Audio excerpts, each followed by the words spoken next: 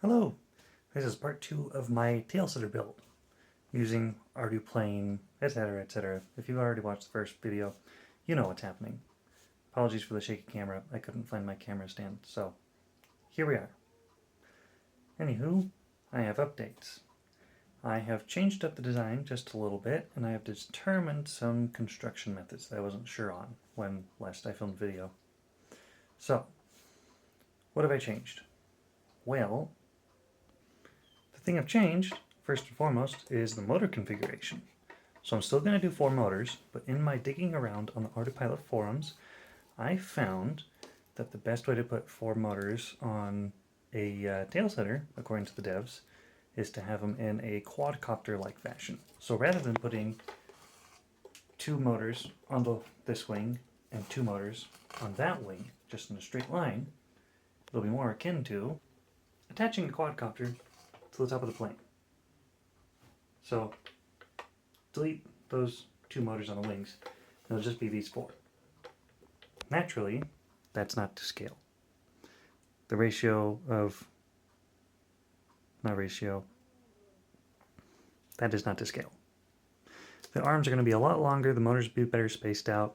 Obviously, we're going to be swinging 9 or 10 inch props. I'm not exactly sure the size of props I've got, but that's the way the motors are going to be configured. Now, another design change that I made is rather than building off of an FT Kraken from flight tests, I will be building off of an FT Spear. Now, the question is, why did I do that? Well, the motors I have come off of a quadcopter called a Holybro S500. And the S500 has a maximum weight capacity of 1,500 grams, according to their website. The capacity the weight of the Kraken is 1,542 grams, according to the website. Now, we could fly off of that power to weight ratio, or thrust to weight ratio, I apologize. We could fly off that thrust to weight ratio. However, we could not hover. See, a plane will generally fly, if you have a 1-to-1 power ratio or even a 1-to-2 power to weight ratio. It'll be a little bit sluggish at that rate, but it would be fine. But we need more than 1-to-1. Ideally, we'd have around 2-to-1, but we'll see what we can get. Because I'm going to be modifying an FT Spear. Now, there's a couple of reasons for this. One is weight. Spear, without battery, weighs 658 grams. A little more than a third of what the Kraken weighs.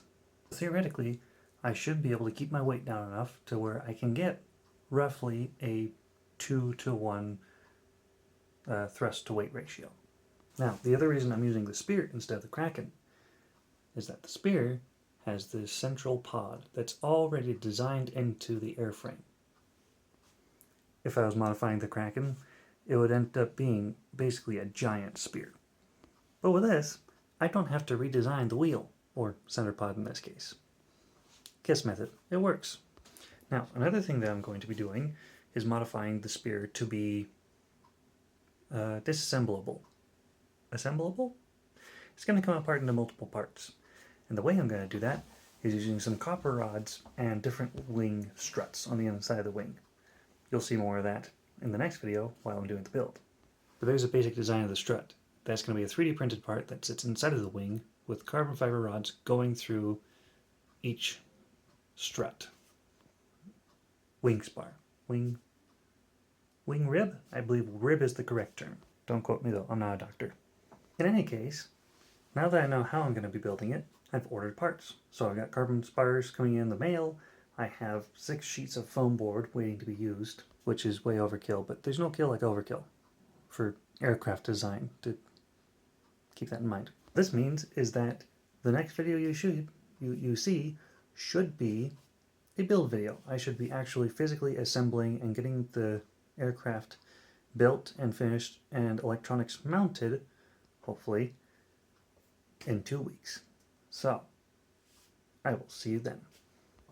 And as a quick side note, I found out the potential issue of the receiver not being able to be updated to the latest ELRS version, I was neglecting to compile the firmware into a format that would be transferable by Wi-Fi, and so it was running out of memory.